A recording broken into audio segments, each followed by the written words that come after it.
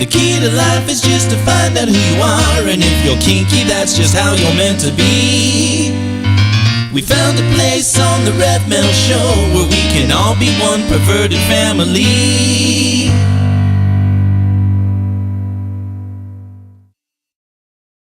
They say that she says you have a zucchini cock in the chat room. That's from 6. That's about right. Yeah. Zucchini. But you know what you do with zucchini, don't you? You slice them up in little teeny pieces. Oh! That's so... Do you peel them or do you leave the skin on? And then you deep fry it. Deep fried cock. This, I can tell how this show's going to go. It's all about sex. So, Chris, have you ever taken it in the ass? Sorry, Mel. No, I haven't. Would you like to take it in the ass? Not particularly, no. You missed the ass show. We had an ass show with porn star Anita Blue and then Submissive Ann. We were showing all about different anal play and stuff like that, and your lubes. I mean, it's really informative. But these two women were in competition with each other. They fisted themselves on my show. Oh my gosh! I was like, I'm always amazed at that. How could they reach behind? They were outdoing each other. It was crazy. I don't know how you do that. I don't know either. I mean, I wonder if they'd give lessons. But it's on the wrist, as my chat room board guy says, it's all on the wrist. Editing that show, the only thing that you heard in the whole show was me laughing. I mean, I lost complete control. You guys can really tell I have control over my guest tonight, don't I? Yep. Lots of control over my guest. So, Kat. Yes. How old were you when you lost your virginity? 17. Ah. So when you were dating for a while, or? No. Yeah? Just football player at school? Yeah, baseball player. Baseball player? At another high school. In the back of a car, in a hotel, in your mom's house? In his parents' house upstairs, watching Romeo and Juliet. Oh. Very romantic, but not really. Wow. Oh, we got a question in the chat room. Uh-oh. Mary Ellen would like to know if you have plus sizes in I corsets. do. I have 1X to 3X. 1X to 3X. That means. So we don't call them plus size. We call them diva. Yeah, I saw that. size. I saw that. It said diva size. I think that's a much better word. So we have a whole category on the website dedicated to, and a lot of our accessories, the vinyl gloves and stuff, are made in the diva size as well. So maybe when we have our award show, maybe we'll have them dress me. Yes. For the award show. You know, We have to look good. Yeah. Everything mostly black, so Yeah. you're in there. Well, we were going to have an award show this year, but we're adding too many new shows, and so we decided that we would wait at least 6 or 7 months, or almost a year, to be able to do the award show, because we also want to do, I think you should. Yeah, There's not people in the enough awards community out there. Yeah, a lot of we don't have any awards. There's not very many awards for BDSM except with the gay leather community. Yeah, And they we- have huge events. Yeah, they do. But we want to do Lifetime Achievement Award, and stuff like that. So, and we want to do it red carpet. We were going to do it this year, and we decided not to. What are they talking? Do they come with diva attitudes? Do they? Yeah, of course. Of course. Of That's course. free. That's free. We don't charge for that. We'll give directions. We'll even get the butter for you can slide in. So, you lost your virginity when you were 17 years old. Have you ever taken it from behind? I have. It's just the girls talking. Yeah. Uh-huh. Oh, we got Chris. I mean, it's just the girls and Chris. Did you enjoy it? It's okay. She's shaking. She goes, "Why is she picking at me?" She's so pretty. No, I do enjoy it because it pleases him, but he's well endowed. Yeah. Complains about the zucchini. Yeah. Yeah. She complains about your zucchini. Yeah. It's That big. it's too big. Yeah. So it's.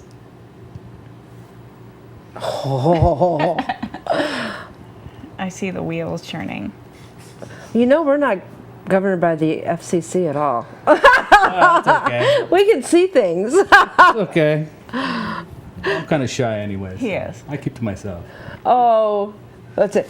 We want cock. We want cock. Everybody in the chat room go cock. That's why they watch the shows, because we're batty, we're crazy.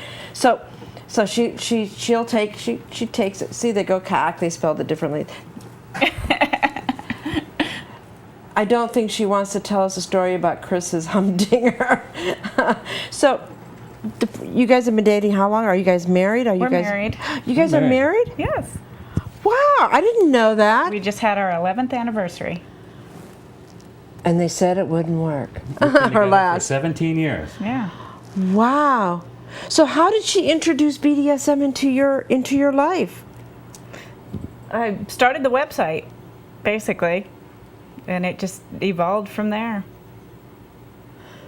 I remember talking to you at DomCom, and I asked you how you got involved in the business. You said that you were retiring or something. No, was that?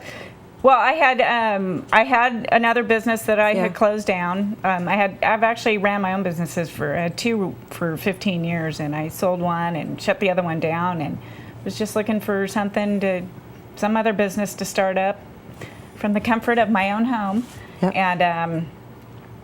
And so I started Bondage and Lace, and then I just kind of got more involved doing research and going, How did you approach him? I mean, honey, I want you to spank me. I want you to tie me up. I mean, how did you approach him? I mean, you guys have known each. I mean, you guys can probably hear each other's thoughts on how long you guys have been. 17 years? How do you ask that? Yeah.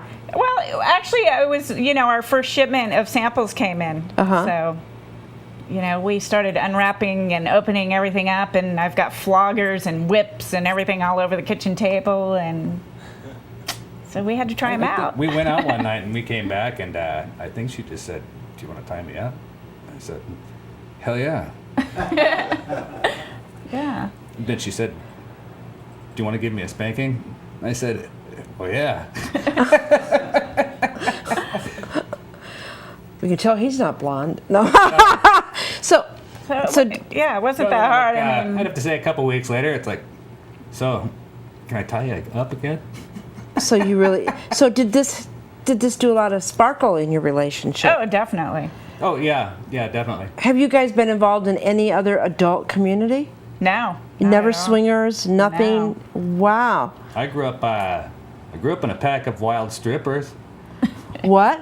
I said I grew up in a pack of wild strippers. Who were wild strippers? My mom was quite a famous exotic dancer. Really? Yeah, I was raised surrounded by that business and touring nationally with my mother, Wow. and Well, traveling the whole club circuit all across the U.S. Well, that had to be fascinating. Sure. That was back The in experience is 60s it. and Met 70s. a lot of film stars from the '70s era. All sorts of old names. Can you say who your mom was? Her stripper name? Her name was Yorba Linda. Yorba Linda. I'm not sure if I've heard.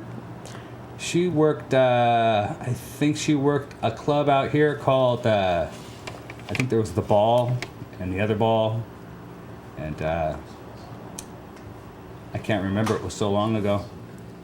Wow. So her name was Yorba Linda, and she was in burlesque, right?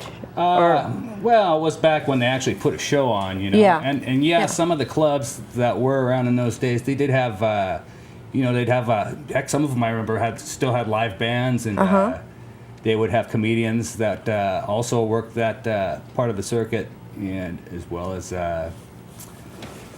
what else would they do? I think once in a while they'd have, something oddball, like a magician out there, or something weird. Well, my father was a stand-up comedian. Oh, great. And he worked in Michigan and Ohio and all that area. And the song, or where it says from Fair to Midland, that was a vaudeville route that people would go and do vaudeville. Okay. And that's where that phrase came. Well, how do you feel? I'm Fair to Midland. And that was a city called Fair in Michigan and a city called Midland, Michigan. Oh, okay. So when you worked that route, it was the Fair to Midland route. But he, stories he used to talk. My dad was performing, and Jimmy Durante came backstage and told my dad, "You're a funny man." And that was, he should have moved to California, and he should have, pursued a career here. So, how many brothers and sisters do you have? I'm an only child. You're an only child? Yeah. Wow. Actually, I'm only child of an only child, so my dad was an only child too. Wow. Real small family. So, it must have been interesting traveling around with your mom, seeing all the different, women, and seeing all the different looks, and, Yeah, a lot of, I loved all the girls. But, there were some really nice people that in that business, and Yeah. There were some creepy people too, but Yeah. you could spot them a mile off. Yeah. But it was a lot of fun. I mean, it was probably for somebody that wasn't born and just didn't know anything else. I mean, it might seem strange to have a kid in that sort of environment, but I seem to have come out fairly normal. So I think there's a lot of women that are strippers or that are in burlesque that have children. A lot of people that are in the adult industry that have children. yeah, And I don't think that we should not have children because of the professions that we pick. oh, definitely not. I mean, I could see where somebody might have big issues growing up around that, but I really don't have any issues that I know of coming from that growing up in that environment.